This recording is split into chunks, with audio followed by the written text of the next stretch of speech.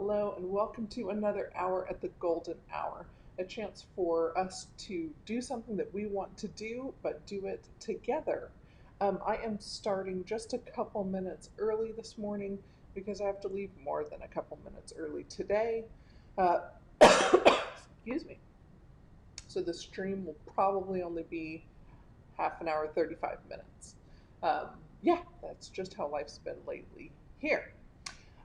Anyway, so what I am doing is continuing to read Sapiens um, and giving recaps at the beginning of the stream. So let's get to recapping. All right, he was talking about cultures being fluid, talking about how separate human worlds dwindled, that we gradually began to think as a species, or began to head in the direction of thinking as a species, and expanding us versus them really to us being everyone. Um, and then he's saying the last 3,000 years saw the emergence of three universal orders: money, empires, and religion. um, So then he's going on in the part that I'm on to talk about money. Um,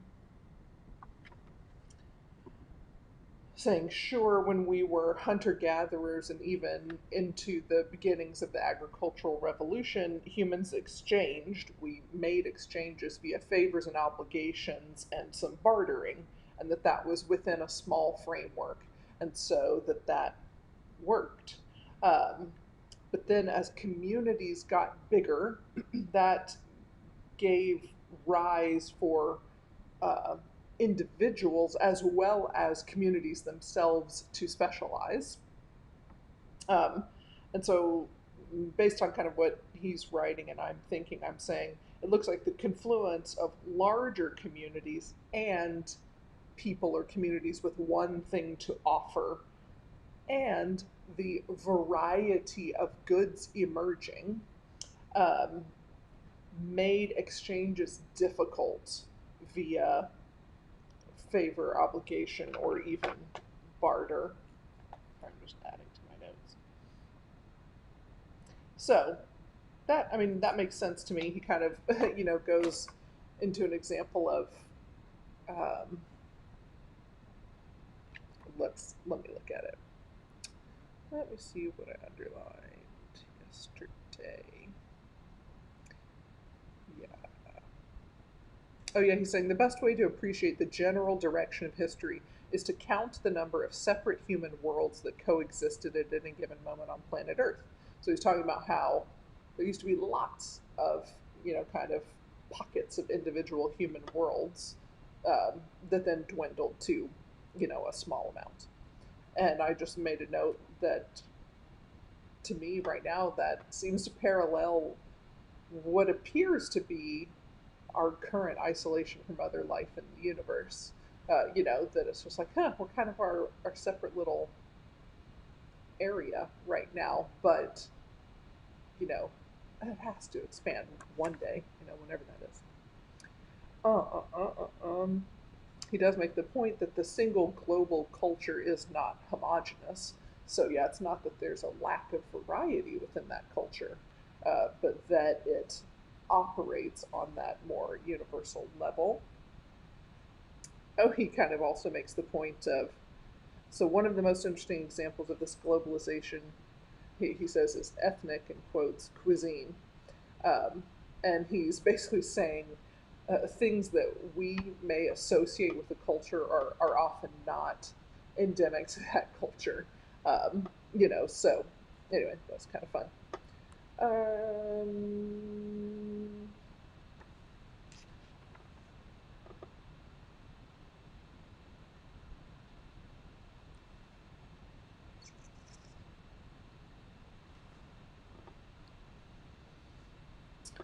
okay.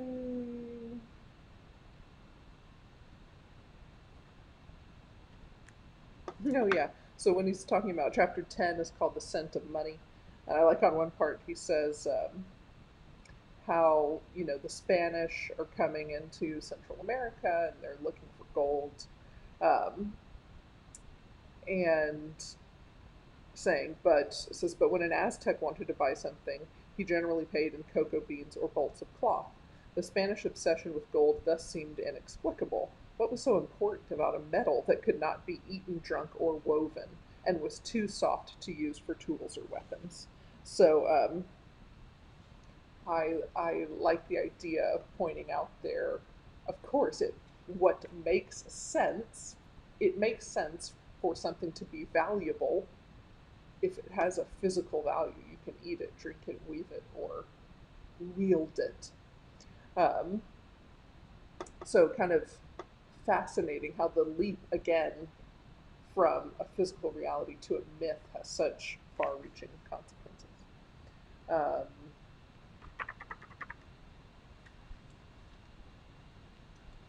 yes, and then he's getting into an economy of favors and obligations doesn't work when large number of strangers try to cooperate.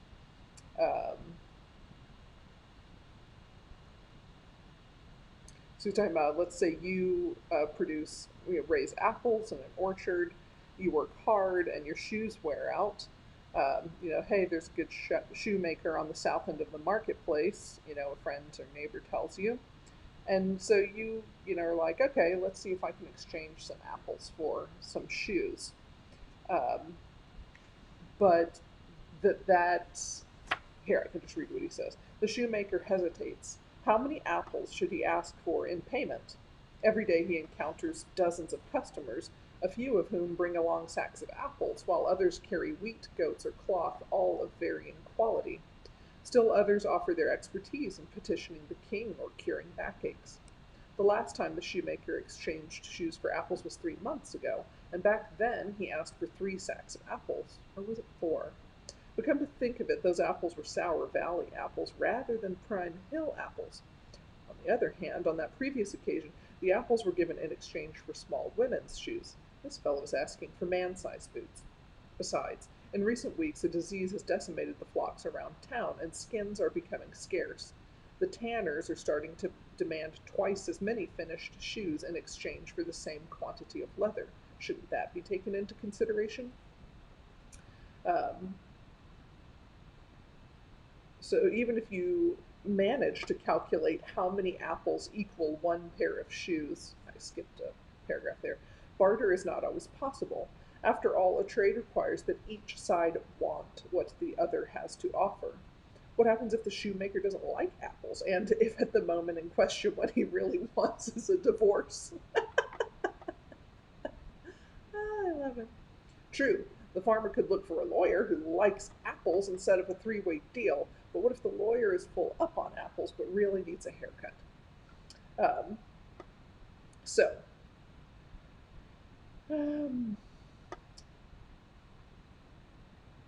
yeah, he's just saying what ends up being the most successful means of exchange is money. So he says, money was created many times in many places. Its development required no technological breakthroughs. It was a purely mental revolution. It involved the creation of a new intersubjective reality that exists solely in people's shared imagination. Um, and it really does help me to have a little bit. I tend to have sort of like an immature reaction to like money's not even real, and yet it wields so much power, and like that alone just like gets me frustrated. But it does help me to remember, to be reminded that imagined money solved real problems. So again, like with the shoemaker and the person with the apples and things like that, um, it really is a useful system for that. So, um, yeah, money enables people to compare quickly and easily the value of different commodities, such as apples, shoes, and divorces, to easily exchange one thing for another and to store wealth conveniently. True. I mean, Your money won't rot. That's helpful. So that's where we are. Excuse me. So that's where we are. I will reset the timer to reflect, sadly, a paltry, what do we got here? 9:24 minutes.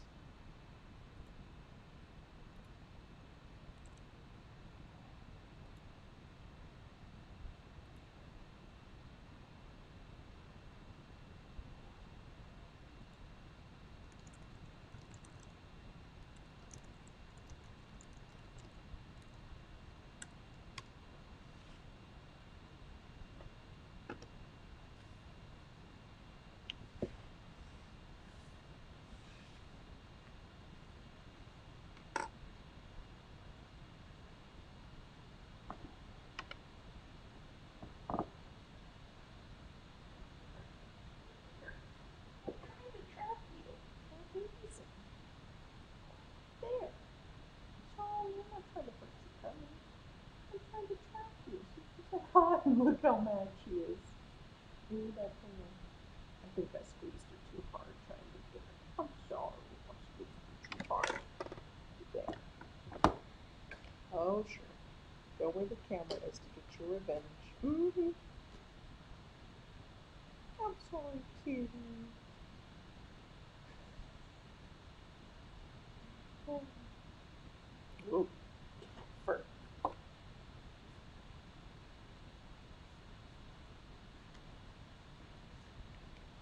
Don't knock it over.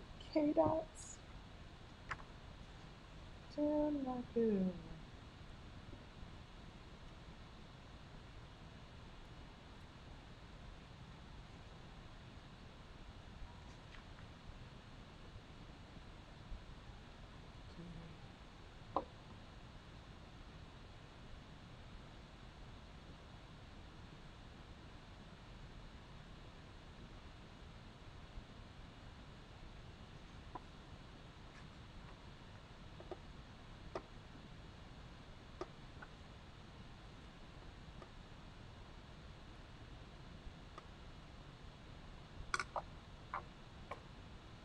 Crazy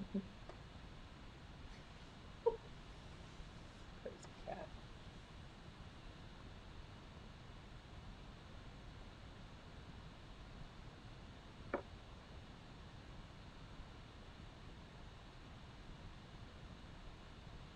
She totally disappears if she bends over, but she's right there by the camera, which is why I'm shaking. Mm-hmm. You. You are the reason. Daddy. Oh,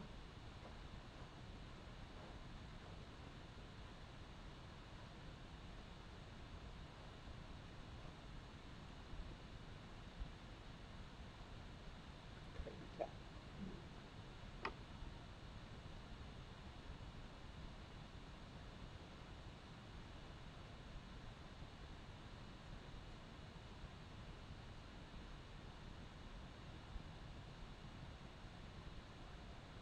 You're making me so nervous there, kitty.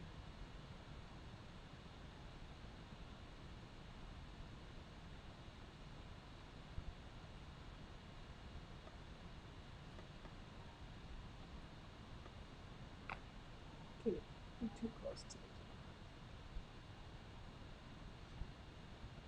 camera. Crazy.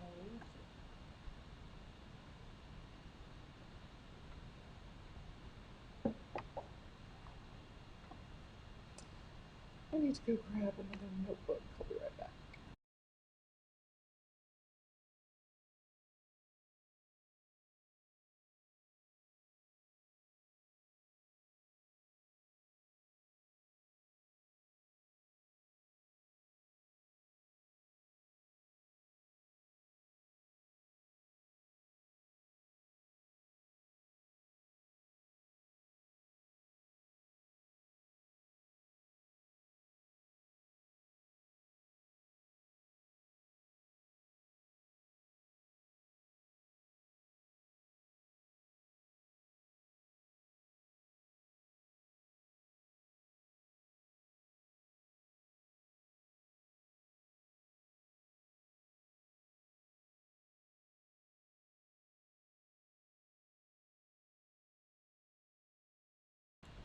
There, new notebook. Yeah.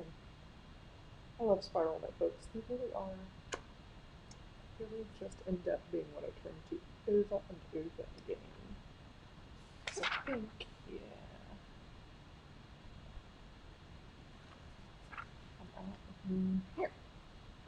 Okay.